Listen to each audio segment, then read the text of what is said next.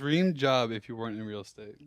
Oh, that's tough. I would have to say it'd have to be something involved with sports. I love what my cousin Julia does. She's like a marketing expert for a small boutique sports agency, and I think that would be something that I would love to do, just to build those relationships, because I always had a dream of playing in I could see you being an agent. Yeah, I say that, but I don't want to do like the lawyer stuff. You know, I You're don't. on the sidelines. You're on the. Listen, More creative though. He's a creative type. Yeah. Listen. Don't get me wrong. I would love to be an agent, and I can chum it up with the best of them. And I feel like that would be a good one. I'm also pretty good at negotiating. That's what I'm saying. That's what But yeah, I just you got to be a lawyer. But yes, I mean something in the sports agency world is something that I'd love to do. Yeah, but a lot of agents, they're ex-players. Like they're not lawyers. Yeah. By any means. I know, but they had the experience, and they've had to deal with it.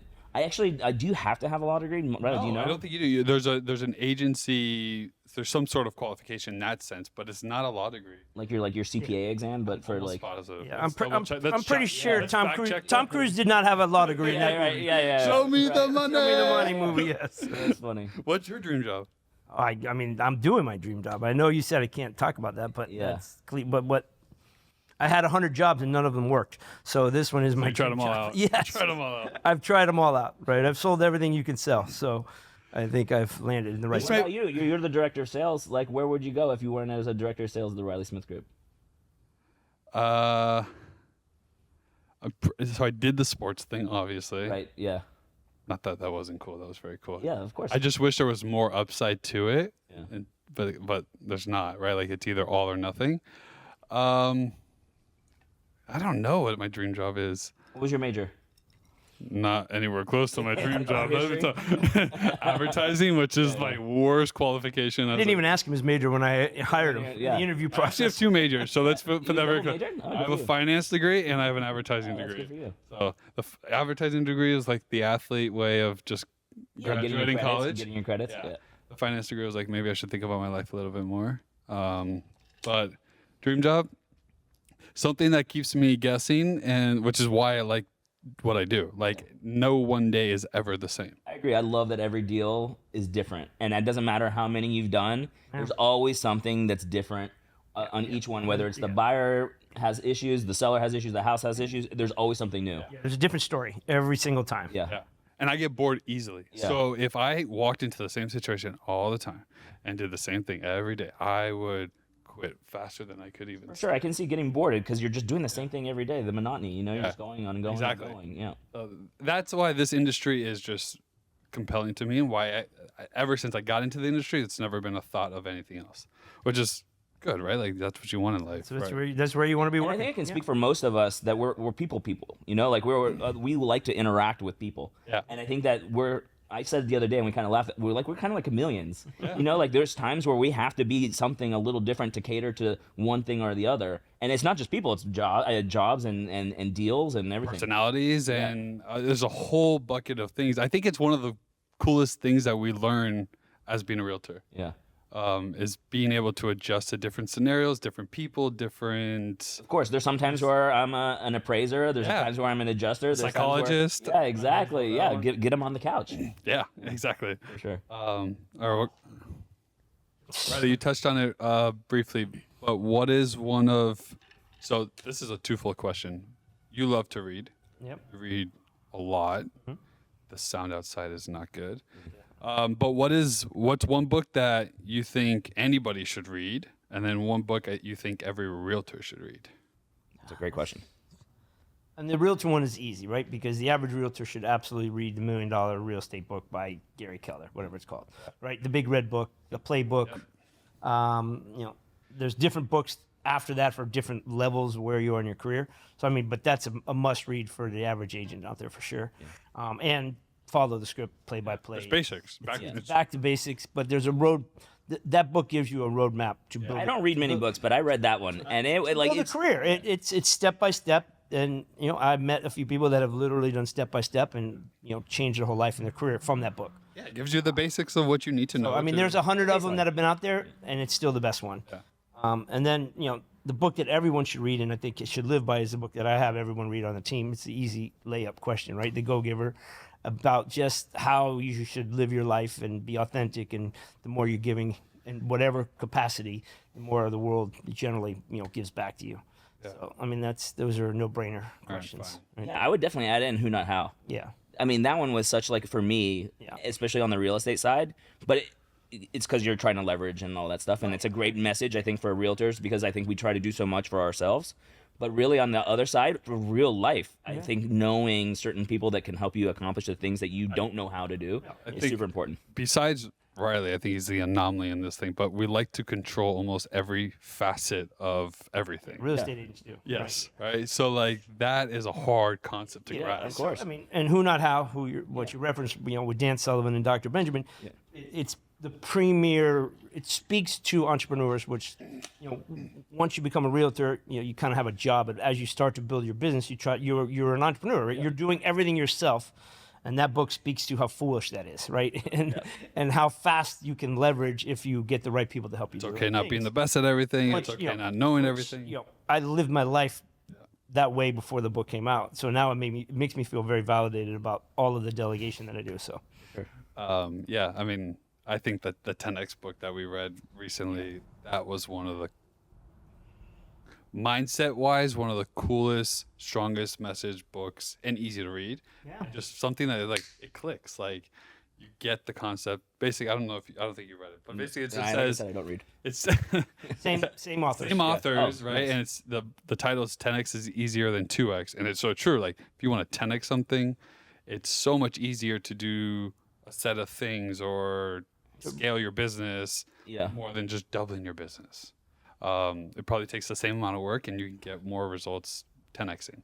So, And it's exciting because you have to reimagine everything. yeah. Right, 2Xing, you can just get a little better. You can hire another person. You can do a little more of this. Price points can change. Yeah. Like, If you want to, you want to grow your business 10 times, you have to reimagine everything you do. Sure, that makes sense. Rewrite a playbook on it, and most people don't ever go do that. Right, they just add on more layers to what they were doing. Yeah, I'm sure most people are fine with 1X, 2X, 3X, and so, but like the That's visionary side of it is the 10X. And how can I do it and it actually seems to work faster. Actually, if you do that, right. And I think we're experiencing that right now with a lot. I mean, Alonzo wouldn't be here if we hadn't read that book. So thank you, Alonzo. Welcome, Alonso. clip to him real quick. Like, Right? Like, going all in different areas and reimagining your whole business. It's exciting. it's a mindset that it's cool. It's really cool to be this way. All right, let's get into it really deep. Obviously, we all do real estate. We're in the industry. How long have you been in it now? This is my 8th year now. I've started in 2015, July 2015. Doesn't it feel weird after? I feel so. I think year 5 or 6, and I'm like, oh my god, this is getting long. Like this is. I can only imagine 25. No, I can't imagine that. I already consider it a career. Yeah. And it honestly, because of how hard our job is, and that's something I think that I always argue with people about, is the misconception that this is easy. And it's unbelievably hard, and I feel like I've gained so many years. You should stop making it look easy. Right, well, I try. but behind closed doors, I make it look really hard, and I really do worry about everything, and that's why Who Not How is so great. But like, you just like never want to let go of like every single little piece because I'm a perfectionist, and what I've learned is done is better than perfect a lot of the times, and it's something that Riley's been helping me with. But I forgot where we were. No, but like how long we've been into it, right? Yeah. 8 years. Yeah. That seems like a long time. It's almost a decade, and Have you done anything in your life for 8 years? no. I was in school for 8 years. It took me 8 years to graduate college. The college, not just regular school. It's college. College. I was only 6. But I think I feel very accomplished. Like something that the time I think brings us all is the confidence, right? And I think that Riley over 25 years, when he first started, he probably didn't have the confidence anywhere remotely at year 10. And now you're 25, and look, we have a team of 37, 40 people, which is pretty impressive. Yeah. Building it over year after year. Everything changes too. Think about all the different markets you've seen in 25 years. Yeah. For me, I've seen 2 different markets, right? Pre-2019, pre-COVID was kind of just like run of the mill. Everything was just kind of going, putting along. You had deals, but like there was nothing crazy. And then the pandemic hit, and then boom, a whole different career started. And it completely different. Completely different. Yeah, the rules changed. Yeah, it was a totally different, and I know we're kind of going back a little bit, but I still feel that we're more on the COVID side than we are pre-2019. Yeah, I would think so. No, I think so too. I think we're in a blend. Yeah. It's a weird blend. It's a hybrid. Yeah, it is a hybrid. We're not normal. I don't think there's a normal anymore. I think what we are is normal. Yeah. For lack of This is the new normal. Yeah, of course. and I think Miami's still going up, right? And it's something that we talk about is that we don't have inventory, so prices, and everybody's like, oh, guess what? A lot of my buyers that are holding off are like, oh, we can wait till the rates come down. We feel like the market's softening. And I actually kind of feel a little different because I think the things that they're seeing are the things that were put on the market that are bad inventory, that are overpriced. And what it's happening is people are seeing these price reductions. And so they're thinking, oh, people aren't buying as much anymore. But when something good comes on the market, well, I mean, it's gone in 2 weeks. At any price. At any price point, and it doesn't matter where. Well, they don't see that. And that's the other thing. I'm glad that you brought that up because a lot of them are off market. Yeah. I think the best things are trading off market. And so going back to what we were saying, how it's like a hybrid type of market for us and what we're dealing with and how different it is from when I first started in 2015 to where it is now in 2024, it's pretty wild. I can only imagine what you've seen in 25 years. Like, yeah. You started in a crash, essentially right before the crash. So was that 2008? Was that kind of like when everything kind of took off? I started in 2000, 23, 24. Yeah. And then obviously crashes 6, 7, 8, 9, 10. Those years are try to forget those years. How was it going into the crash? Was it like wild because of all the mortgage stuff? Yeah. Was it similar to COVID? It was, but it was flipped, right? All of a sudden you had 1,000 sellers for every one buyer versus now we had 1,000 buyers for every one house, right? Because all of a sudden everyone stopped paying their mortgage, all of a sudden all the REOs and all this. So the inventory was upside down, but it was easier in a way because than we are even seeing right now because there still was houses to sell. Right. And that's what's killing us now. So they were hard, there were short sales, there were distressed sales, and there were not a lot of buyers. But if a buyer wanted to buy, they had houses to sell, and they were getting discounts. So we're getting great prices. I mean, we were able to grow exponentially in that market. I think because there was still stuff to sell. Yeah, that goes into the quote of like, when I don't know, there's no quote directly, but you always say it when it gets a down market, you go all in and. To that effect, and you will come out on the other side exponentially. Yeah, and this market is a roller coaster. It's up, it's down, it's up, it's down, and I think we just came through one of those. 23 was like that. It was, for me, 23 was harder than any year in the crash because there was no inventory, and buyers and sellers were so far apart. And I mean, the numbers speak to itself, right? That there was 1 million less sales across the country than ever. Going all the way back 30 years. And then the most number of deals fell apart last year. A record number. So, last year was in a way harder than the depression. And that's crazy to think of. I would have never thought that. No. Because we were still riding the coattails of what happened the year before. Right. The high was so high that carried a lot of people over. Right. A lot of us, did well, and then it took 6 months before we went. Wait a minute. Happened. We started like gangbusters at the beginning of 2023, and I think I came out with 40 million in the first three months. You were done by May. I know, and we were talking about that. We were kind of joking, like, all right, I guess I'm going on vacation, and I did. But on the back end, it just shows how it wasn't because it wasn't also. I mean, it was the lack of a little laziness there, but at the same time, I had nothing to sell. And I think it just showed that the buyers kind of backed off a little bit because interest rates kept going. None of us knew we were in that market. Right. It takes time for you to really know you're in the market, right? What was funny though is kind of like at the end, we kind of saw the uptick of it, kind of how it was before, and something that we've talked about before in sales meetings is that we've kind of seen like that December, January rush. Kind of felt like it was back to 2022 when it was like crazy in 2021. Well, same thing happened in 22. I felt like one day to the next or 1 week to the next, it went from first half of 22 was 21. Yeah. Right? It was bananas. Yeah. 1 week, it just went drop of the dime. Yeah. Done. Yeah. And we all, you don't know that. You don't feel that, right? We just think, it's 1 week, whatever. As much as we're seeing like a population migration here, I think we're still forgetting. We don't forget, but it's just kind of in the back of our heads that we're still like a seasonal place, And I think we're driven by those seasons, even though they've kind of morphed a little bit. It used to be just completely dead in the summer. I'm feeling a little bit more. People, with schools and the timing of schools and everything, people are starting to come a little bit more in the summer, to be honest, except for July because it's the hottest and the deadest time. But I think seasons have changed too. Totally, and I think the winter season, which is usually really hot, was actually a little cold until January, like right till the end when it usually feel like kind of like in November. Well, I think the last couple of years we thought since COVID, the season really started. We talked about this briefly, like October. Yeah. I didn't feel it start until like after. No, man. It was after Thanksgiving for me when I really felt the uptick of like, especially my clients that are coming from foreign, out of Florida. It was a complete dead zone leading up to after Thanksgiving. And I feel the city buzzier now, right now, than I have felt it in a very long time. Yeah, it's busier than I've ever seen.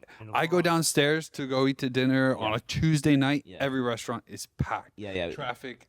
The traffic. That's what I was going to say. I've noticed an uptick since really the beginning of this year. In the last 2 or 3 months, the traffic has been through the roof. And it just shows, I think, one, the amount of people that have moved here. And 2, it shows that the infrastructure, it's starting to feel it a little bit. Yeah, it's starting to feel it a little bit. And with all the construction that's going on along US 1 and then the nightmare that's happening with the bridge and everything at 95 going over to the beach. Oh my God. I think I've gotten lost 3 times. Well, they've changed the route like 14 times. Every time. What are you going to do? It's a different way. I know. Back to the original question. Why and how did you get started into real estate? I mean, it's a loaded question. It's a very loaded question. I got into it. I hated what I did. I was in finance. I was sitting in front of a computer for 16 hours a day. Well, sure, guy. Yeah, not trying to be. Fake it till you make it type of stuff. No, but it just wasn't for me, and I really wanted to be client facing. Like even when I was doing that, my best when I felt like I was the best was when I was like presenting my stuff to the clients, And so I literally walked into my office one day and just quit my job.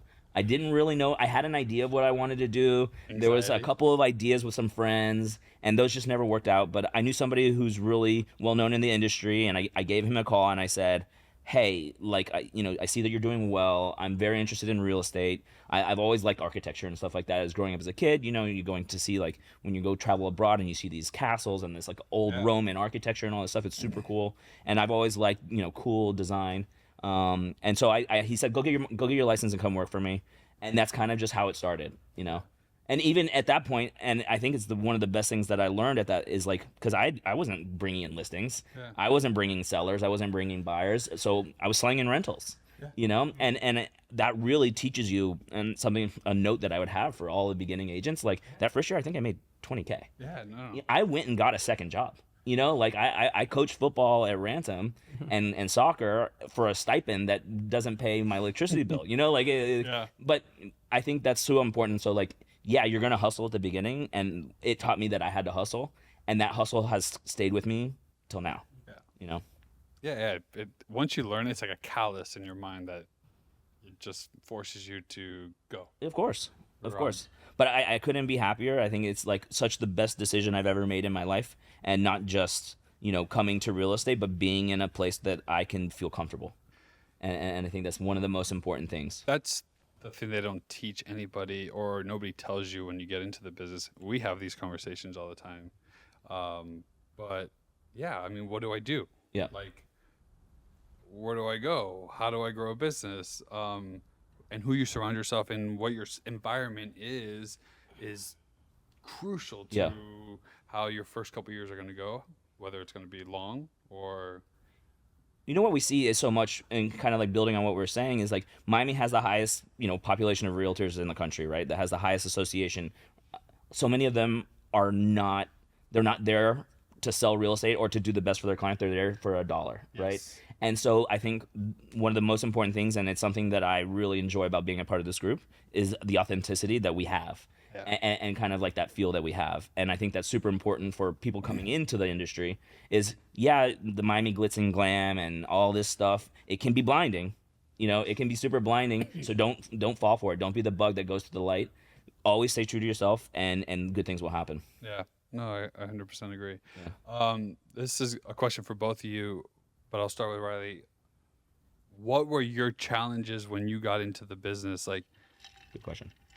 What were your biggest challenges? I mean, a lot of us get into it for the wrong reason. Yeah. I'm pretty sure you got into it for the wrong reason too. Sure. Yeah. I mean, the misconception of what a realtor is yeah. and how easy it is to the outside world, yeah. right? And obviously there's all this talk with lawsuits and commissions and all that stuff, and we'll get into it later. But that's because everybody perceives this job to be super easy. Why? Yeah. Well, it's like, because everybody can do 3% of $1 million is $30,000. Yeah.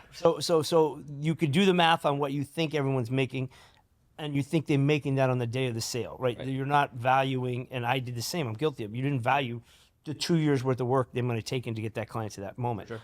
So yes, I got into it for the wrong reason, probably, just like everybody else did. Yeah. But my biggest challenge is the same today. My biggest challenge is the same as everyone who joins today.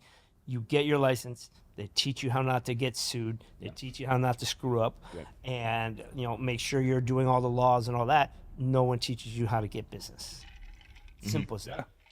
And that has not changed till this day. 25 years later, no one. The school of real estate does not teach that. They just teach to you to pass this test that yes, everybody should know what the laws are and the rules of the game, but they don't teach you the rules of the real game. Go find a client game.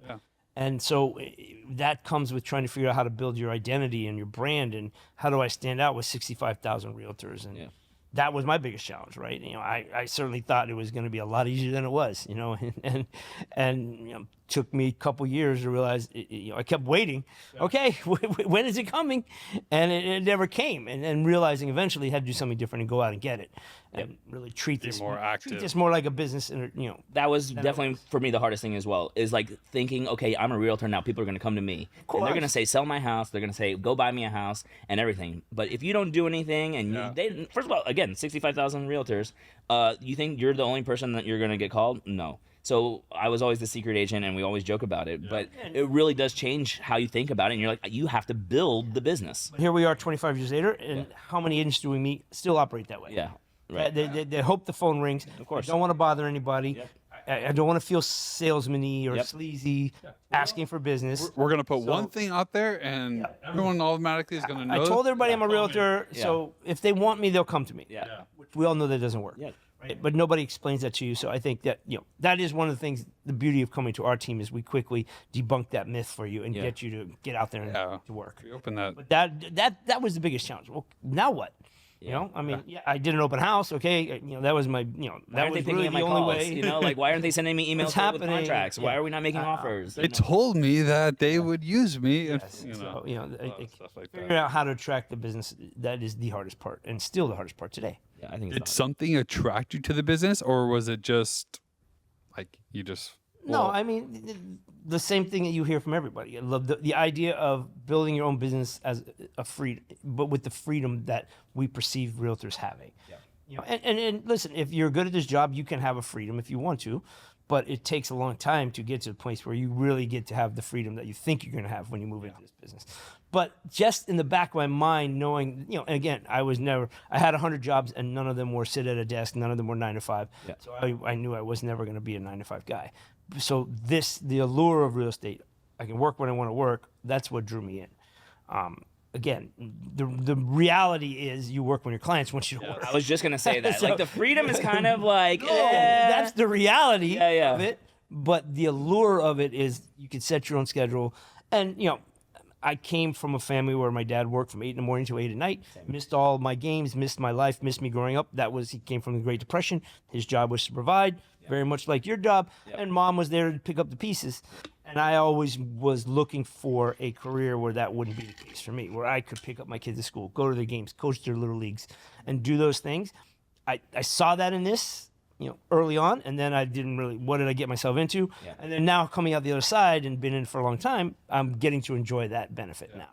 Which is awesome, and that's such a plus. Like that, I love that I can really technically make my own schedule, but I only get paid as much as I work, And the other thing that on the same topic that I thought of when Riley was talking is like, yeah, it's awesome to be able to go see your daughters play sports and go do all their activities with them. But on the other side of it, your clients most of them are 9 to 5ers. So when are they available to talk to you? When are they available to you to be their client? And it's when from 5 to 10 at night, basically, or all day on the weekends, right? So you kind of do have that free time, but it's like, oh, I got a Monday morning off, Yeah, as realtors, we need to change the perception out to the public.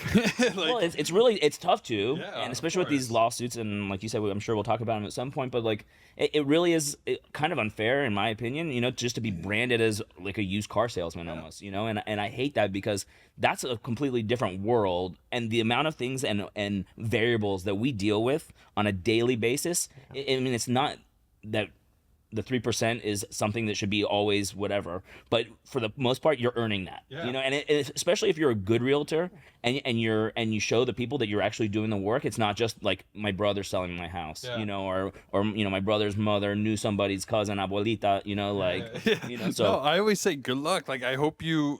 I mean, let me know when there's an issue because who's gonna solve that for you? Right. I mean, of course, because the better realtors, you know, provide a value.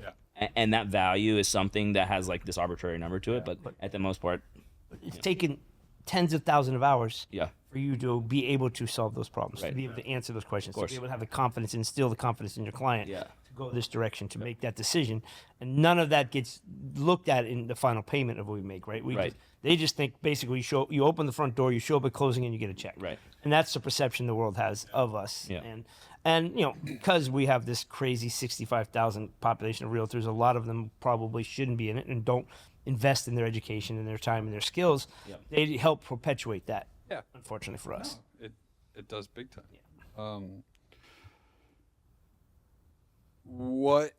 How did you learn to overcome that? Like, what was your way of overcoming the whole, how to gain more clients and stuff like that? Was it a... I think it was 100% just like one, trial and error. Yeah. I think that's just the number one way. You know, I remember the first time I wrote a contract and I'm like, I don't know what I'm doing. And it feels kind of like I shouldn't be doing this. You shouldn't be writing a contract as a realtor that doesn't have a law degree? Right. Yeah. It kind of feels like that. Oh, you mean I took a state exam and now I can do this? No, but it's, you know, time and time again, you're dealing with things that people aren't used to dealing with. And I think that provides realtors, and correct me if I'm wrong, and how you guys feel, is a confidence. Is that, oh, I have seen this before. Oh, I've dealt with something like this. I know how to talk to the other agent about this. I know how to talk to the lender about this, or the appraiser, or whatever. And I think that building that confidence is something that will really help you overcome those issues. I joke with my wife all the time. I am an appraiser. I am an inspector. I know what a septic tank is and how it works and where they're located based on the color of the grass. You know, those are the things that you learn, and you just kind of like soak it up in this business, and it's just like such information that actually ends up being really powerful. Yeah.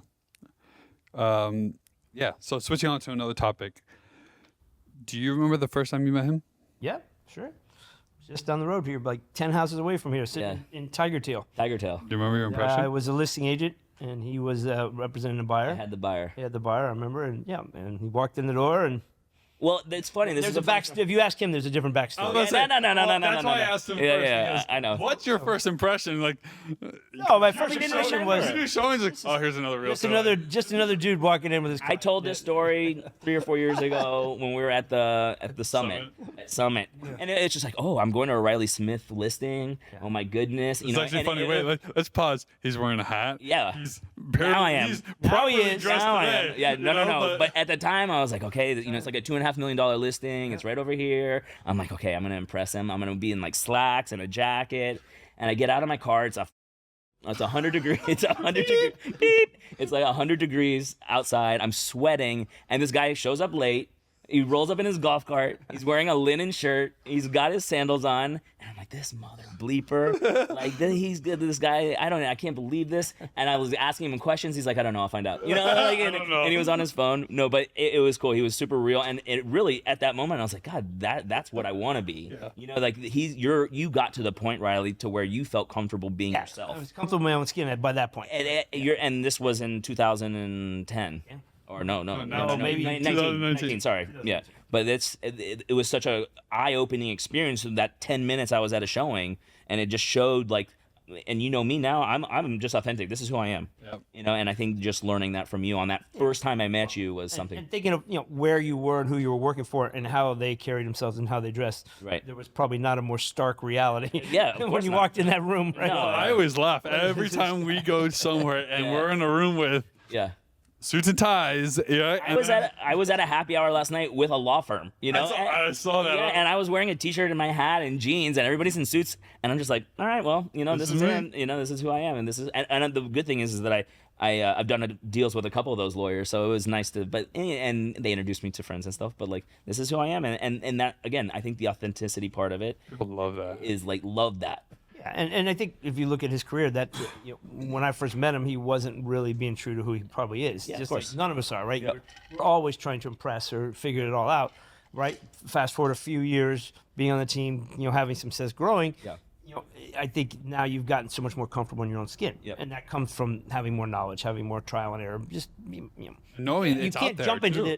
this business that way, right? You have to mature into who you are and shed the perceptions of who you should be. Yeah. And eventually you find your tribe. If you want That's to exactly what I was tie, about to I'm say. not your guy. Yeah. And that's okay. And that's okay. And that's what I've learned to say. and that's I really okay. have, because I've had people get out of the car meeting me for the first time, and you can kind of tell them, they look They're you like, up and oh, down. you're awfully casual, son. Yeah, you're like, it's a Saturday. quote. Yeah, like we're My going into favorite like a quote. $5 million listing, and like this is what you're, like. But that confidence comes across. Like, and if you're okay, then And you know what's funny? They ended up buying from me. Those people that like kind of, you could kind of tell they were looking me up and down. And it's just because I think in that moment you're just like, okay, I understand their perception of me. They don't know who I am, but let me show them why I'm providing the value. And it doesn't matter how I'm dressed or how I look. What matters is that we are experts at what we do, and we're personable, and I think that's so refreshing. I talk about it with realtors that I had just met. I'm like, you know what?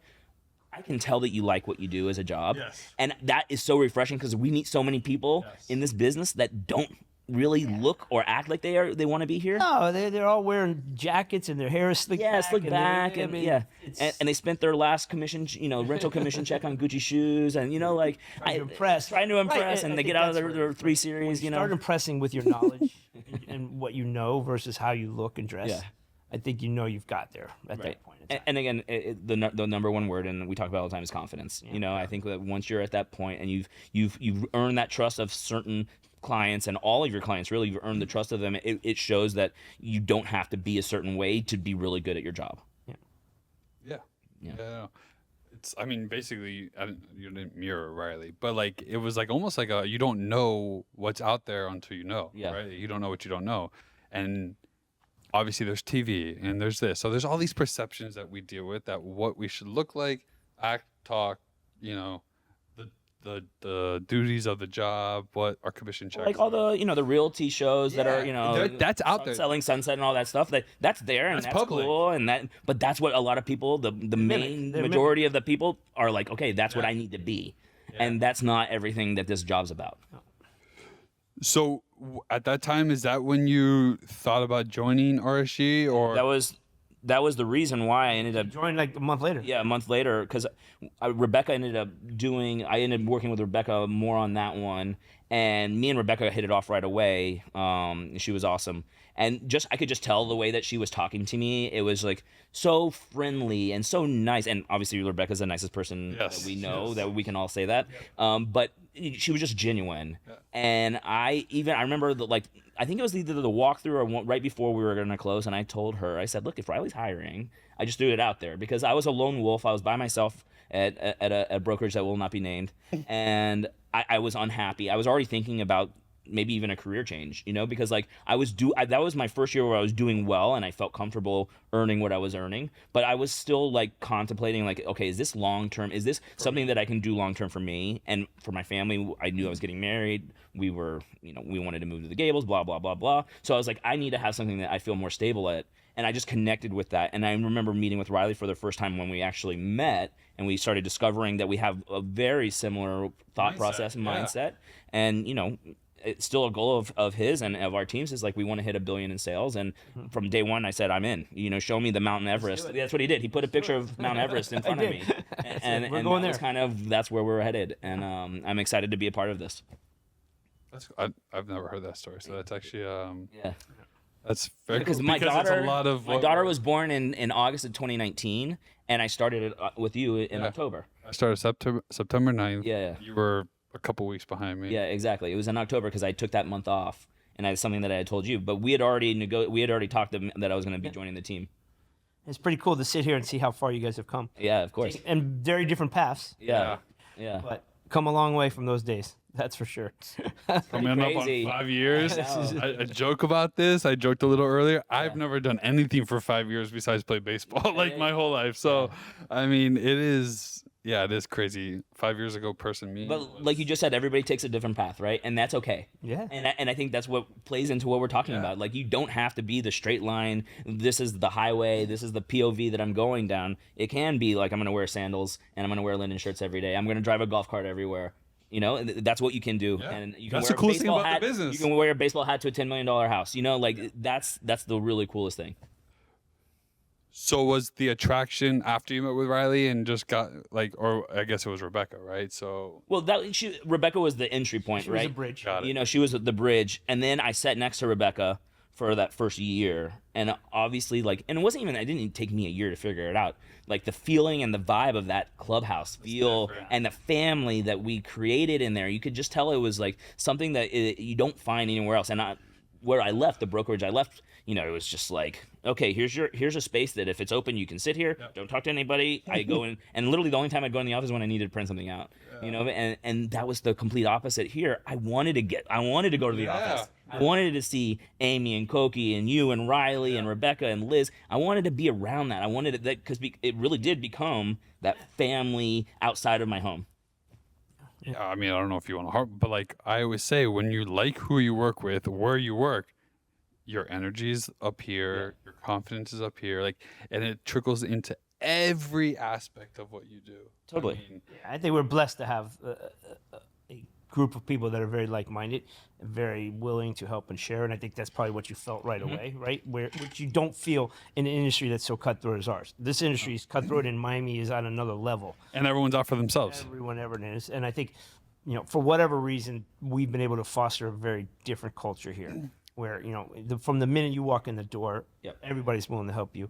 We're all collaborating, we're all helping, and I think that speeds everybody's growth so much faster. That was you said it, collaboration. For me, that was like one of the things that I noticed right away. Everybody wanted to help.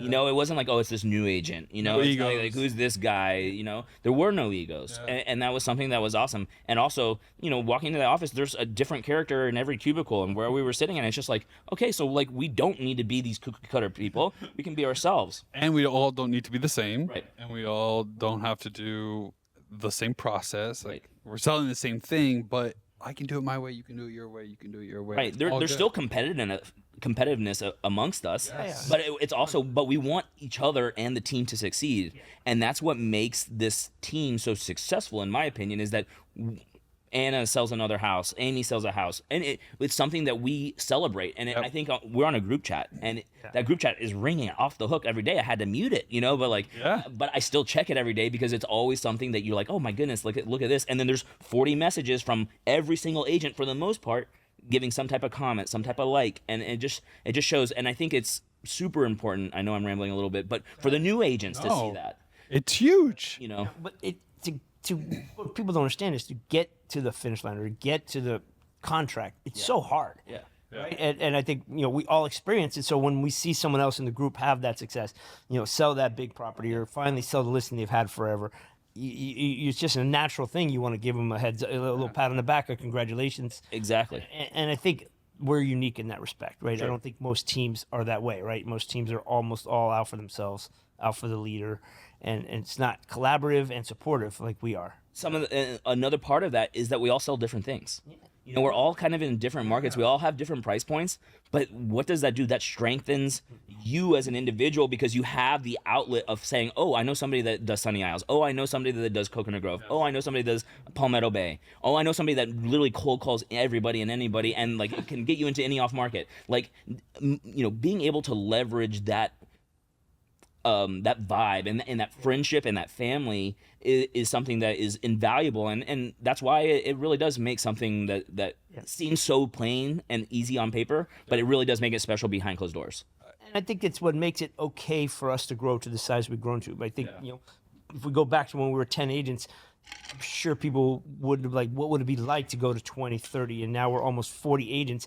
But if we bring in the right people and they stay true to the values that we hold and that I hold as the leader of the team, I think they quickly come in and they quickly add value right away. And we're seeing that now more than Been ever. thinking about that a lot. Now more this than week. ever. Like we have Just had a huge influx of agents. Yeah.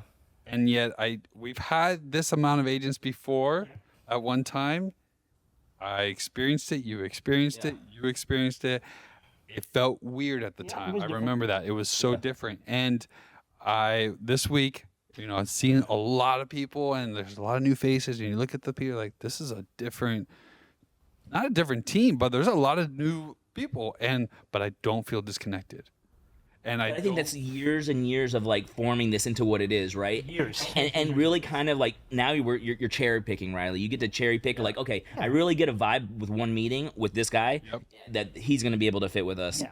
And after, by the way, making mistakes too. Yeah. Like you don't get to do what we've done or what we're doing without like, we did that trial and error, messed up, or it didn't work out the way it was supposed to work out, or we thought it was going to work out. Yeah. But yeah, it And the other agents know it too that are on the team.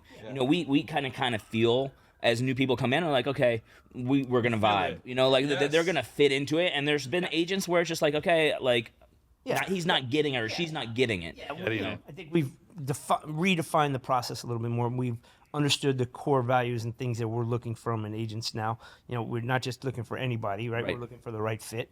But there's 65,000 out there, so surely we can find a few that will fit in our. Listen, I think we could be at 100 and still feel that way. Yeah. And still feel like we're gonna close, need more office space. connected. Feels like we're taking over the office. Tune in later. Yeah. Next episode. Next episode. Riley looks for new office. Literally. It's okay, Compass. It's okay. Riley mentioned how, briefly you said how different 5 years is. Yeah. What, I don't know who should answer first, but the question is, how do you feel like since you've joined, it's contributed to, I think there's twofold question because I can answer to it personally. You're changing growth as a person, but also obviously career-wise, right? Like, I mean, I have an easy answer. I mean, it's just, it goes back to the family aspect, right? Like, you're going to grow inside your family. It's where you feel comfortable. And for me, when I leave my house and I leave my girls behind and I leave my wife behind and I come here, I have an amazing family waiting for me inside our office. And that allows you to continue to grow. So it's not just like where you're at home and you have your personal growth, but then you go into your business and it feels like it's also my personal growth. It's not just my business growth. So I have a question about, elaborate a little bit more on that, because we all get to a point where comfort is good and comfort's nice, but comfort's also very scary. Yeah. Right. And when someone gets comfortable, you're like, well, anyone who wants to grow really in life, like everyone says, get comfortable being uncomfortable. Like, how do you keep, or how does our environment, whatever it looks like, keep you going to the next level or challenging yourself? I think it's just a constant message that it is okay to be uncomfortable. I think that's something that Riley instills in us. And think about all of our vision boards. Yeah. Every year, there's 10 of us that have like, be uncomfortable, jump out of your comfort zone. And like growth doesn't come from being comfortable, so it shows that that's something that's being installed at the base level. And I think that's our first real meeting of the year. Right. And so that just shows that people want to feel that and they understand that, and it starts at the top and it trickles its way down. It's in a safe place. Right. Yeah. And that's, I think, the beauty of the team is you can get uncomfortable and you can do some things, but you've got some guardrails. You're in a safe space. You see that event. I always say it's my favorite event of the year. You see people at their most vulnerable, and it shows that we're comfortable being vulnerable in front of most of them are strangers. Really for the most part, you're not like super close with every single agent. So that's like something that like going back to what you said, like how does RSG make you grow? And I think that has a lot to do with it. Well, when you're in a room with like-minded people that are pushing, trying to do, I say this all the time, when you're trying to push more, it's going to push you naturally, even if you, so yeah, it's. And I think it's just the culture of everybody wanting to be in the office. Yeah. Like you see, Riley's in the office every day. Mike's there hustling every day. And then you have all the agents, the top agents are usually there every day. And I think that gives these junior agents and the agents that are coming from other brokerages such a breath of fresh air. It's like, they're coming in here and they're collaborating with this person and that person, and they're seeing all the opportunity that it's creating. And so I think, going back to like the office being, a hub of growth, it can be uncomfortable for people. So I think that even going to the office is like something that's great. Well, I think for me to expand on it, it's my job as leading the group to constantly raise the bar. I have to keep raising the umbrella to allow everybody in the team to raise their goals. Of course. And I think I see it all the time, and I see this year even more now that we've really set a high bar for ourselves, that everyone else has followed the lead on setting higher bars for themselves, and there's still room in there. Yeah. So I think that part has really played a different role in how we feel right now. Yeah. But also, I think just thinking about it, we're going to help like 500 families now, like, make a change, make a move of a lifetime. Yeah. That's super cool. And now we have the capacity to help from the Keys to Boca, from a $300,000 first time apartment to a $35 million place on Fisher Island. Yeah. We're finally at a place where we can help anybody anywhere in South Florida. That's super exciting. That's no doubt. On the team, we have the right people, like he said earlier, who know this market, who know that. I mean, there's not really a market we don't know anymore. There's not a market we don't work anymore. And that's, for me, is what's super exciting. And getting to that point, now the sky's the limit, I think. Right now, we can just do more in each of those markets. Where when we all started, it was Coconut Grove and Coral Gables. And, it was very natural to work where I worked. But now the team goes where the team goes. I don't have to go there for us to grow there. And I think that's pretty cool and pretty exciting. It's very cool. It's a spider web, and it becomes... Yeah, of course. I mean, and eventually we just keep moving out a little bit, and obviously Central Coconut Grove, but like you've spread, the RSG name and the RSG family is throughout South Florida, like you said, all the way up to Boca and all the way down to the Keys, and that's a market that, luckily for us, is really good, but it's good to have these experts that you're hiring. But we couldn't have the goals we had if we hadn't expanded, right? There's only so much you can do in a small area. So it's forced me to get uncomfortable and to allow the agents to grow in their own areas and everything else. But I think by raising the bar to where we raise it, I see the agents raising their bars, and I think we're big believers in that. We're big believers in moonshots and big goals, and it's pretty cool to see how we set ours, and then theirs naturally. Like, are you really only going to sell that much? You're not going to double that number? Let's go, come on, and if that becomes the mantra, I think that also helps motivate the agents. It brings the competitive factor into it. It brings the mindset. Yeah, we love each other, but we're very competitive. But that's healthy. Very though. competitive. That's healthy. I've been in a lot of competitive situations in my life, and it's very hard to create a competitive environment that people are pushing each other, that want to beat each other, but are also happy for each other. And it's also a good and safe environment that we all feel like it's all these things do not go in line. It doesn't make sense, right? No. You can't explain it. You do have to experience it, and I think that's why nobody really ever wants to leave. We kind of have to hire Rosie to be the culture and like being like chop chop chop. But like there's a reason why we are not seeing turnover is because I think, to use the word Kool-Aid, it's the truth. Only way that I can try to explain it is that RSG embraces the person, not the realtor. And I think that makes a huge difference, because once you embrace the person, then the realtor comes out. As you guys hit on markets and stuff like that, obviously we're in Miami. It's changed. It keeps changing. You talk to a lot of people that are not from Miami. How has that conversation evolved from pre-COVID, COVID, to what we are now? It doesn't. We've definitely been in a special market, right? It's something, and not just, I mean, by the growth. I just mean that, like, in general, Miami is a very cool place. People want to be here. Obviously, the tax implications for a lot of these high wealth people, it goes a long way. Seasons, you're not dealing with any types of winter. As you said, I have a lot of clients that come from New York and Chicago, and for the most part, the conversation pre-COVID was like, oh, I want my second and third home, and now it's like, oh, I want to live here full time. And that is a totally different client, right? Because the first one is kind of like, oh, I'm getting a vacation home that I'm going to be in 2 months a year, maybe, or I'm here in January and February, through January and February. And now it's like, oh, how do I get my kids in school? What's the best doctor? Where's the best veterinarian? Like, it's actual life moving here. So I think you kind of have to embrace that. And I know, Riley, you've seen that like completely change in the Grove, seeing like how the market has changed in the Grove. But I think even in your perspective, you do a lot of business on Fisher Island. If you go back, what was Fisher Island 6-7 years ago? Right. Then how that, because it was truly a second home place. Right. That's all it was. They had a little school. They had a small infrastructure. And now, fast forward, now half your clients are moving here to be here year round. And to talk about the school became a selling point.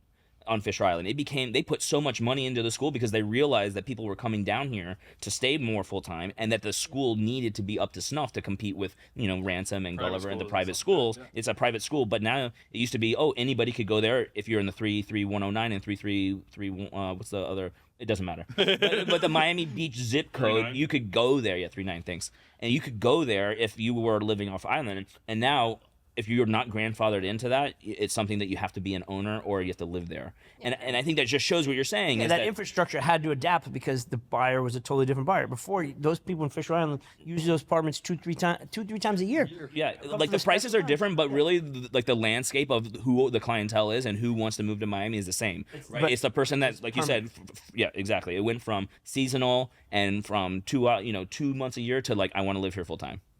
Yeah, it's pretty. I mean, and that same narrative can be said throughout the areas that we work. Right. It's totally changed the landscape of the condo buildings here in the Grove. We've talked about that Yeah, before. of course. It's changed everything, right? That now we have so many more full-time residents. Yeah. But it's been a fun change. It's kind of fun to see that. So, no, super excited. Yeah. And like what it's been doing with like retail. What happens next? Well, who knows what happens. I think, if we want to talk about 2 and 3 year growth, I think we still have a long ways to go. Of the people moving here. I mean, I think we're going to still continue to see a high amount of population, migrate here from these colder climates and from these high tax states. We're starting to see more and more people move from California too, and they have great weather all the time, but their taxes and whatever reasons I'm not going to get into are moving here, and I think we're going to have an inventory problem. We already kind of see that now, but that's why we're seeing like the Mercedes-Benz building, and we're seeing Austin Martin, and we're seeing the Four Seasons is going in Coconut Grove now. So I think we're seeing this huge influx in condo life, which actually brings up something similar from like the people from New York. Why we're building more condos? Because they're used to the condo life, and so it's like, and all these new condos. Look at the amenities. Yeah. These are like full service buildings. So we're seeing an evolution of like that Art Deco kind of like no man building, like doorman buildings to like it has to be that. That's bare minimum. Yeah, at the minimum. It is keep great. one-upping each other. Right? Yeah. Everybody's got to have a bigger and better amenity package. The building you live in, I remember when that was like the hottest thing, Flatiron. And Hey, it is still the hottest thing. Okay, relax. It's still the newest building that's built. But like 3 years later, I mean, it's just like, okay, how's the Flatiron? It's all right. Yeah. It's not all right. No, but you have sexy fit. But that's the whole other side of it too. We're seeing corporations move here, right? Restaurants. We're seeing restaurants move here. We're seeing Michelin stars show up. And so like that 3 to 4 and 5 year growth that's what it's going to be based on. And then once you get like the Citadels moving here full time, and you get the Blackstones and all these people that are moving their companies here, I mean, those are thousands and thousands of people, and most of them are high net worth, right?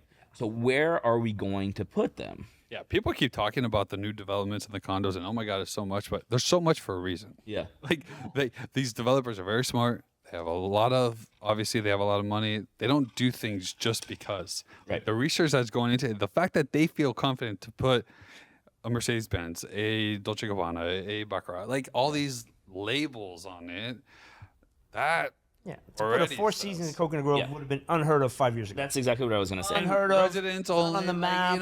They would have never even considered it. Wild. Yeah, so. But again, we need the inventory. I'm glad that it's happening. I think it's going to be cool for Miami. Now, on the flip side of 5 years now, I hope there isn't the migration away, right? I think we saw a little bit of that. We saw the New Yorkers move in there, and they were like, oh, God, I'm going back to New York. Yeah. But I know that's changed, and it's like everybody's coming back. Yeah. But, you got to feel at some point when we reach, like, especially if the infrastructure can't keep up, and by infrastructure I mean the highways and the schools, and there's no public transportation. That will be the problem. But listen, I think Miami's in good hands. We continuously are seeing a growth in price per square foot, which is really the telltale, right, of like where the market is. Yeah, and we still trail most major cities. Yeah. I was going to say, that's the thing. We've had such a fast growth. Right. But we're still not at San Chicago, New York, LA numbers. No. It's crazy to think. I say to all my clients that are moving here in 2019, December 2019, when I ran the numbers for $1 million property or above that's not on the water, we were at $450 a square foot. And now look at us, we're over 1,000 in a lot of places in the neighborhoods. and the new construction is selling for construction 12, is, 1300, and then you see the 1400. Four Seasons selling for 3,000 plus a square foot. So it's been such a cool evolution, not only to see but to be a part of. Yeah, but I think there's still a long runway to go. Yeah. Like, Yeah. And there's just so many factors that affect us that don't affect the rest of the country. Yeah. I tell that to people all the time. Yeah. We have things that affect our market is why we keep going up. I don't know about Middle America. I don't know about the Midwest. I don't know what makes people move there or anything like that. But I know what's happening here. For me, actually, one of the biggest objections has recently been is the insurance issues. Yeah. Is that people who aren't used to like hurricanes and wind and all that stuff are like, oh, but how am I going to get insurance? And I'm like, I understand that's a problem, and it's something that you can't deny. But like that's probably my biggest objection to people moving here, and that's tough when you're coming from a place that we're like, what's a hurricane? You know, like we're used to, you know, they have to deal with like fire and whatever earthquakes in California, and so it's kind of like a new thing that they have to get used to. that's going to get fixed. No, yeah, of course. The economy of Florida is, you know, there is no income tax, right? So they have to have real estate. They have to have transactions. They can't. So that will get fixed, right? Which is great, and that's what we tell them. And honestly, if we need to get you insurance, we can find you Yes, insurance. there is. Really, at the end of the day, you can get insured. Are you paying a little bit more? Maybe. So But, yeah. We're going to get into a little bit about, no, not about anything, but about Fisher. Yeah. Right? Fisher Island, for people that don't know, it's very similar. Your connection to Fisher, now that I'm thinking about it, is very similar to your connection with the Grove in the sense of like, that's where you feel home. Yeah, I mean, I think, you know, he grew up in Coconut Grove. I didn't grow up on Fisher, but my father moved there long enough ago to where I have now a connection to it. And like growing up, it actually started a long time ago. My sister's best friend's family lived out there. So we were a very close, you know, two families growing up together. So I had always been out there. And once my dad moved out there, I mean, it was something that like, at first, you know, if people don't know, getting to Fisher Island isn't the easiest. You have to go by boat or helicopter, and you're usually just going to go by the ferry. A helicopter, of course. Oh, well, listen, they literally say that on their website. They're like, how do you get there? Oh, you can take the ferry, or you can take a helicopter. Yeah. You know, but yeah, like you said, I think that, you know, something that when you grow up there and you have family there, it's an investment. Like you're invested in it so much. And I know Riley can say that for the Grove. I mean, you know, he's Mr. Coconut Grove because he grew up here and it's in his blood. It's in you know, stained inside, ingrained in him. and because of that, your knowledge gets Yes. it's a comfortable, easy to, you know, regurgitate knowledge that you have. Sure. You know, versus if you're just trying to study a market or you know, like when you eat, sleep, and breathe it, you know, or live, work, and play it. Truly Like interested I do. in it. I couldn't agree You know, more. when I need something in Fisher Island, I can ask you any question about anything there. Yeah. And you don't need to go look it up. You don't need to research it. You know it off the top of your head. It's confident.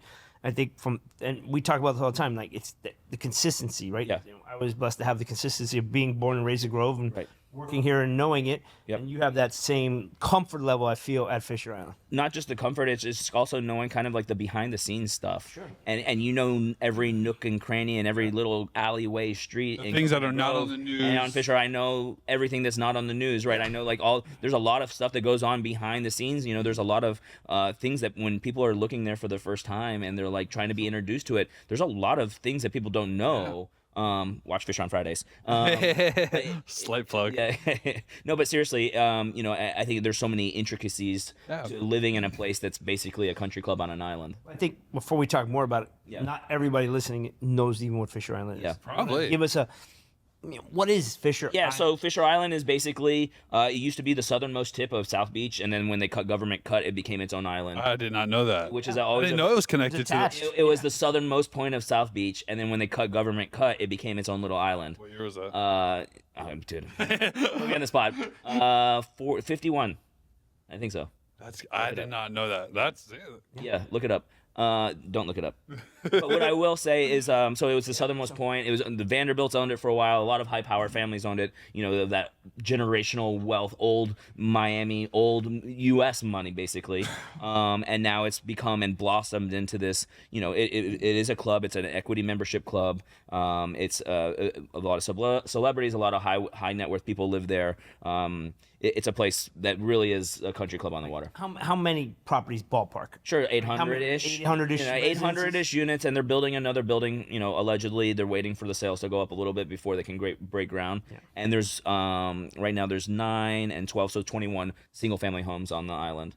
So it's actually a very small community, and it's very cool. It's definitely when I'm out there and I'm with a client, I'm like, you're buying into kind of a lifestyle. You're not just buying like a place. It's not like you're living on South Beach. It's a completely different vibe, you know.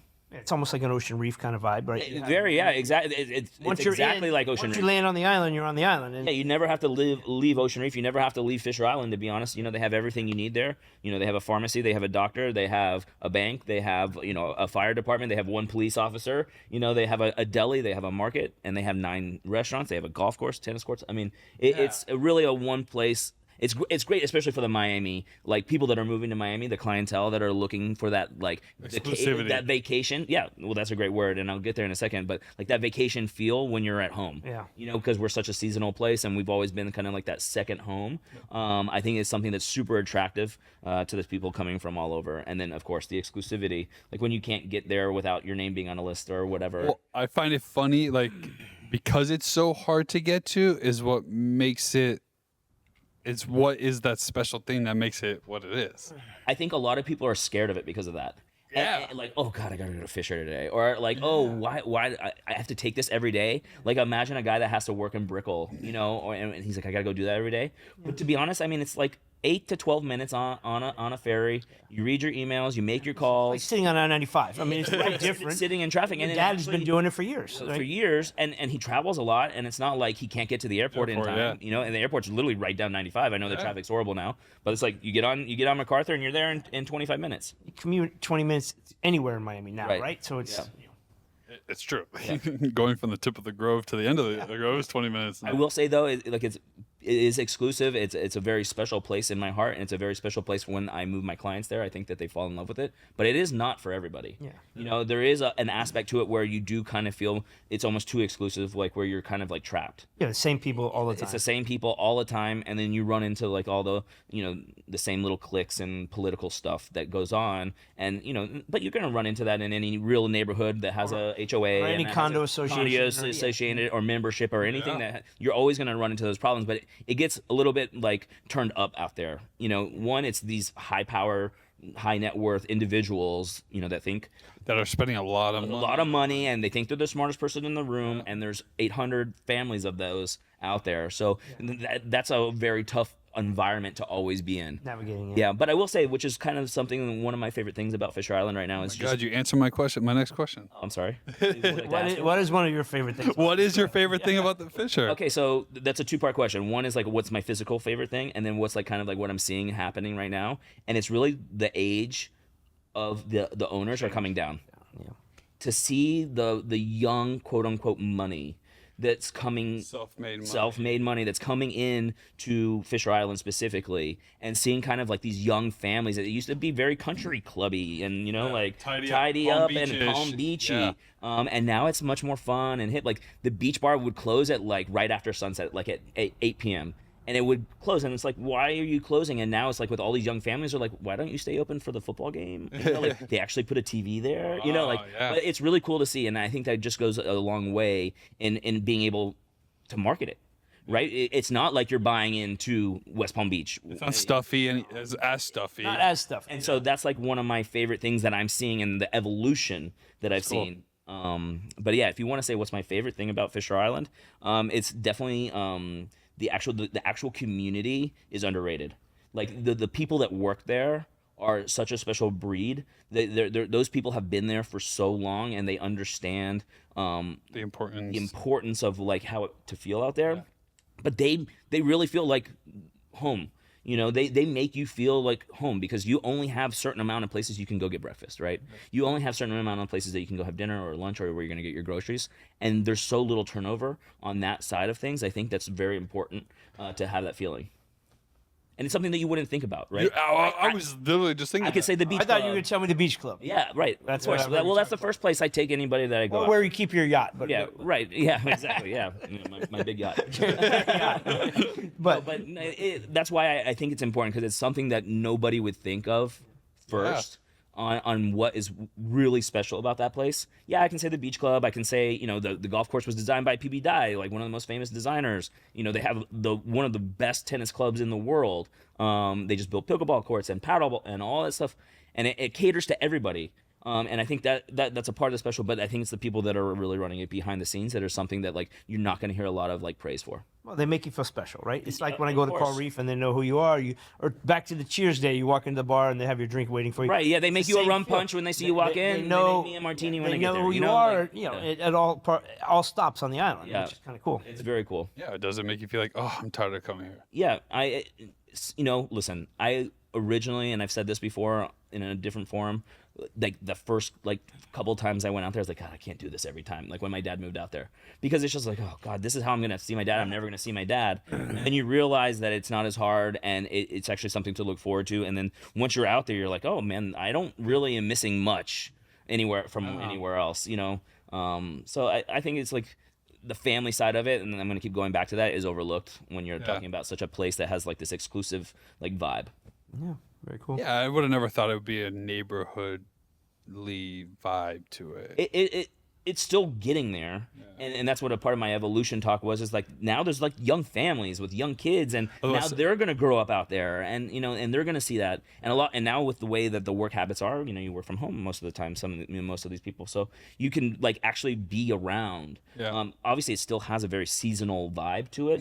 Of course, it's busier in December, January, February, March, and all. It doesn't matter where you are. Yeah. Nobody's in New York City in the middle of June and July. Right, either, exactly. right? So it's kind of like that. Everybody from Fisher Island in the summer goes to the Hamptons. Exactly. Like that. It's just like the travel route. And in the winter, they go to Aspen. But for the most part, it's good to see when I first started in the business. And when my dad first moved out there, seeing like, oh my God, it's so empty. Yeah. It didn't feel really like a real place. It felt very hotel-y. Did your dad live there full time?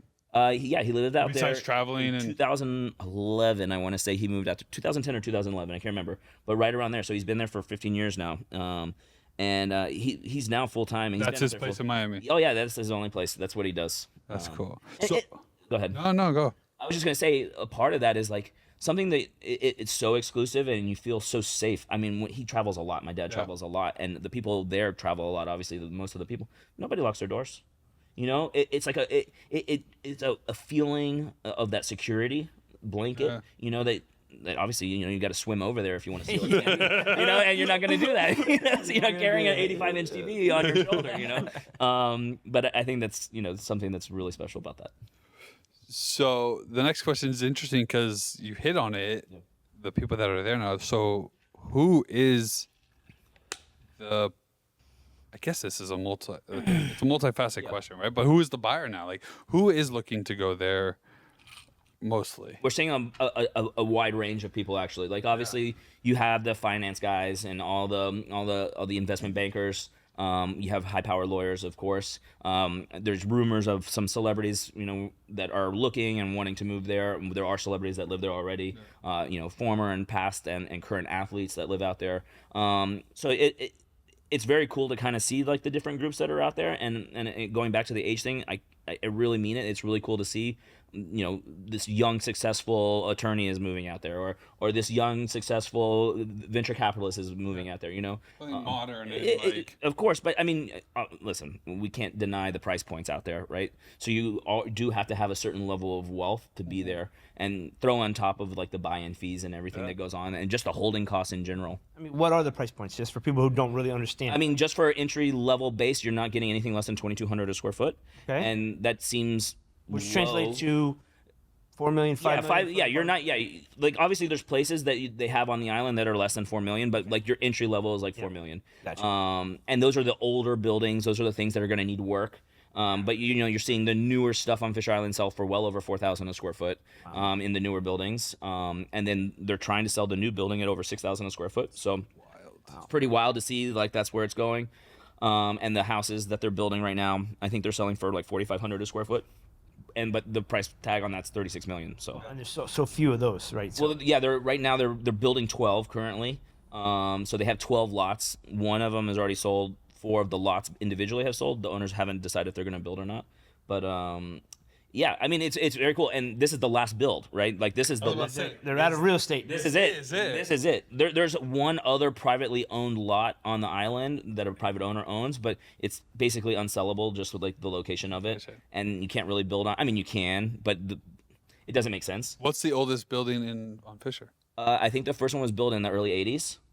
Not that old. No, of course not. But remember, the island was privately owned for a long time prior to all this development when it was sold to developers. When governments cut, did an owner decide to do that? Was that a city thing? Was that I think that was for the harbor, not the harbor, Port, for to bring port. in the cruise ships and to bring in the city made it? Yeah, exactly. And it's funny. They had no place to put the oil tankers in the new port when they were building it, and now the oil tankers are on Fisher Island.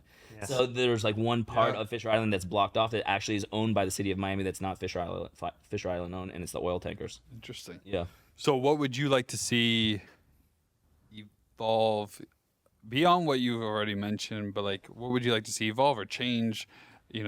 That's hard to say. I'm good. I've been harping on it, but I really am enjoying just to see the age, New the evolution. new age, the new energy. New energy. That's a great word. That's a great way to put it, because it was getting stuffy. And I think that that's going to continue to go. And what I've started to notice in the last couple of years, it was very, driven by certain groups, of owners out there, and it's kind of like becoming a little bit more democratic, which is good to see. I mean, obviously, you're always going to have a little bit of a power struggle in certain places like that, but I think that's something that we're looking forward to as people that sell out there, and I know as the people that I represent, the owners are loving that. Yeah. Cool. Spinning out from Fisher, obviously that's not the most luxury, but top 2 or 3 luxury markets in all of Miami, if not the most. It luxury might be the market. most. I mean, no It's one's most getting exclusive. No for one's getting sure. 6,000 like foot in Miami. Yeah, like the buildings itself are like the nicer buildings, like Surf Club and stuff like that, are their own worlds. But like Fisher is legitimately a whole different place. It's not Miami Beach, and so it's hard to compare it to anywhere else in Miami. You've sold there before. You consistently do a good amount of deals there. But how did you tap into that? Because yes, your dad lives there. That's great. But guess what? Like, that doesn't matter. That was, easily the toughest part, right? Honestly, when he moved out there and I had started my business, I was like, oh my God, I'm going to tap that and I'm going to hit it over and over again. And, it's building the trust with your clients that my first client that I sold out there was a renter that I had on Miami Beach.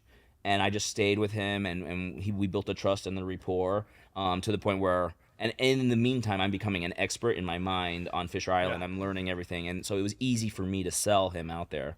And then once that happened, he referred me to everybody. I mean, It's a tight club. It's there. a very small. Want your friends and, to join. and exactly, as soon as he saw how special it was, he's like, "Oh my God, I want this person, and you got to talk to him. And you got to talk to him." And it just kind of like grew from wildfire from there. But he also, going back to when you first joined, Yeah. you wanted to sell out there. Yeah. You wanted to chase those big numbers. And you still did a do. $35 million deal or whatever you did out there. Yeah. But I remember us having this conversation where you need to catch a bunch of little fish before you start catching a whale. It's the truth, and listen, it's something that I still struggle with. And your confidence, I think, you kind of put chasing that on pause for a hot minute, did some deals, got your confidence going. And then obviously this one client opened that gateway for you. Yeah, it really was a floodgate, and that's exactly right. I remember when I first started, I was the whale chaser. And that's all I was, and I didn't want to put in. It's not that I didn't want to put in the work. I just was like, I wanted to focus on that area, and mindless. There's a lot of good realtors out there. Yeah. There's a lot of well-known, big-name realtors out there that you're at the end of the day you're competing with. And it's the same way in any neighborhood in Miami, but they're so small, and it's such a little club. 800 properties. Like, Right. there's only so much you can do. There's only so many you can do. So, growing my business was something that I had always been dedicated to, and it has. And I have such a small little niche. And like I'm saying, my business grew off of one client. So, the goal is to continue to grow those Clients. 6 and 7 and 8 and 9 clients that have come off Grow that one those client, relationships and just keep growing it and making it the tree. Yeah. What makes dealing with these type of clients, I don't want to say different, because that's But it's a great question, right? But- Everybody wants to get into the luxury market. Yeah. What is the profile? How do you approach them? What are the, like, people have this, they don't know exactly what the lingo is, or there's a mystique of luxury around here. I have to talk a different way, I have to talk a different language. That's honestly, it's not any different. Like, the clientele is different, but the way that you treat them is kind of the same. Yeah. Because you can kind of pick up on the vibe Like at any price point, you kind of understand how you need to talk to some guy compared to how you talk to your next. It's an approach. It is. It's completely different. The one thing I will say is that you're dealing with a lot more players. Like, so I have one buyer and he has 5 people I have to talk to get to him. You know, and I mean him or her or whoever. I'm just saying. But like usually they have an assistant, they have 2 lawyers, they have an accountant, they have a guy at Goldman Sachs that like you just got to like kind of like talk to them, and that can get difficult. So I think the best way to put it and the way to talk to them is talk about like how you manage it. Yeah. You know, you have to become a manager. You know, like in these deals and these bigger deals, I think with my luxury clients that, and correct me if I'm wrong, or if you have something different, it's just like we were on the phone with lawyers earlier today, and I was on the phone with a guy in California about like, you know, sending money over. And it's just finance like, guy. Yeah, and the finance. And so I think I'm the realtor, I got him under contract, but now I have to manage the deal, which means all the players and all the people. And I think that comes in much more in play when we're talking luxury. Did you want to talk about it? When it comes to gaining the client, Yeah. is it the same way, or is it more personable with the actual person? It really, again, it depends. So it's really hard to say one way or the other. It's really hard to say, okay, this is the playbook for luxury and this is how you're going to get it. Of course. But for the most part, I think, one, don't ever act like you're the smartest guy in the room. Yep. Yeah, I really think that. And you know what they respect a lot? If you just say, I don't know, I'll find out. That goes a long way, not only at any price point here in Coconut Grove or in Coral Gables, but really out there, because they don't want you to be a know-it-all. Yeah. You know, they want you to be an expert. Yeah. They want you to know it, but you don't have to be a know-it-all. And so I think just being able to navigate that aspect of it with those types of clients is super important. Yeah, but I think about my career as we progressed in price points and things that we're selling. Yeah. And I think, one of the things that has to happen naturally is, the ultra luxury, that buyer, that seller, they also are looking at everybody in their world in a certain lens. Yeah. And until you can walk the walk and talk the talk, or fake it, like, where are you vacationing? Yeah. Like some they want some commonality. Yeah. Right? You could know everything about Fisher Island, but if they don't there's no common ground with you. If they don't feel you in other parts of their world. Right, like, but if you can talk about, they go skiing in Aspen and you go skiing in Aspen. Oh, I go to Italy, or I'm flying. Or New Year's in St. Bart's, or But they're looking for. I have found that the more I find myself comfortable talking about those things and being in those spaces, that now you're relatable to them, and now we're having a little bit of a casual conversation. Yeah, exactly. About life. Yep. And that's where they get comfortable with you, versus just, I'm trying to sell you something. I'm the smartest realtor. I know my numbers. That it's not about the word that. You just used for me that was perfect, was relatable. Relatable. That you're relatable to them, even though your wealth is not their wealth, or it doesn't matter. But you got to at least have an understanding of their world. Yes. Yeah, exactly. And I think that's extremely important to them, and it unlocks them. They're not different people. I just think they live different lives. Yeah. But 100%. They like that where they vacation. Yes. They like that you're drinking the wine and you're doing it here, and you. I think a lot of them just want to feel that you're not there to just sell them a property. Exactly. Yeah. And if they know that you do the same thing, even if it's not the same way, you hang out kind of in the same places, and you can speak to it. Same restaurant, same travel, same way of travel. Because then you can build a rapport. Yep. Yeah. You can't build a rapport off numbers and off you can't build a rapport, and that's what they want. They want to kind of understand you, make sure they feel comfortable with you, make sure you get them, right? All of us work with, most of our clients have more than we have, and that's okay. Yeah. But my sense is they want to know that you get relationship. You get the world that I live in. You understand where I'm coming from, whether you are living the exact life or not. That doesn't really matter, but. Is it relatable? I couldn't agree more. And going kind of back, these clients are, they're numbers people. So like you spitting numbers at them, it doesn't mean anything. Most of the time they know that already. They have an understanding of where that is, that lifestyle. But like if you, again, being relatable and being friendly and being where you can say, we did that and we did that. Oh, you were there too? Oh, that was so nice. When we have the best time? Here's a great restaurant here and here's a great restaurant there. Yes. And then that changes the... Then you're instantly less salesman-y. Yeah. And that's what they're trying to avoid, like the plague. Yes. Yeah, I agree. Because they're getting sold all day. All the time. Everybody wants a piece of them. Everybody's trying to sell them something. 100%. When you can have a conversation about where they went to college or where they vacationed or what the cars they're driving, the boats they're on. Yep. You just instantly are more real to them. For sure. And I think then they just feel so much more comfortable. I agree. in the sense of Miami, luxury's changed tremendously. Yeah. Like, what do you think? What do you see people? How have you seen people change what they're looking for in luxury a couple of years ago? I mean, it's kind of what we talked about a little bit earlier with the luxury buildings, right? You know, they want the flashy, they want the newest. The name brand now. The name brand has really become a thing. Has been insane going on. What's going on in Brickell and Edgewater with all these branded buildings. But I think there are a lot of them that want to feel like they're in a neighborhood. You know, like that they want to have the walkability, and I think that's kind of what helped Coconut Grove so much. Absolutely. In the past like 5 years, to see what's the money that got poured into Coco Walk and like everywhere around there, and then just to see it like from that center, it just like grow on the outside of that has been awesome. So I think it is a combo. Like, you want the Mercedes building, or you want Baccarat or whatever. That's cool, but I still think that there's a big faction of people in that high end luxury that want something that's in a neighborhood that they feel safe in. That's also very huge.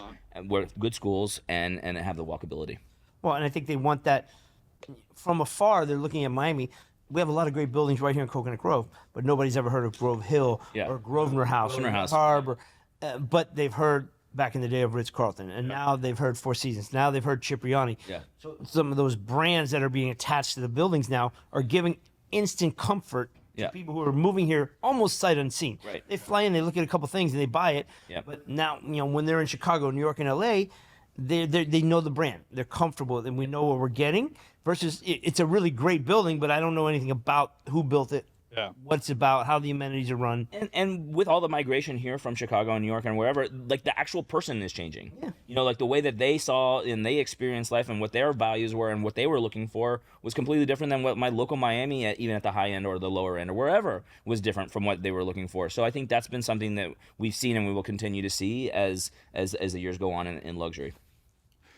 When it comes to talking to these people and like just staying, I don't want to say in their world, but just staying in front of them and stuff like that. Like, how do you need to educate yourself, whether it's market stats or whether it's economic stuff or whether it's just the world, the global impact that could have on these people? Yeah. Like, does that go into your? Yeah, I think that goes into everybody. I think every client that we have and everything, you want to be.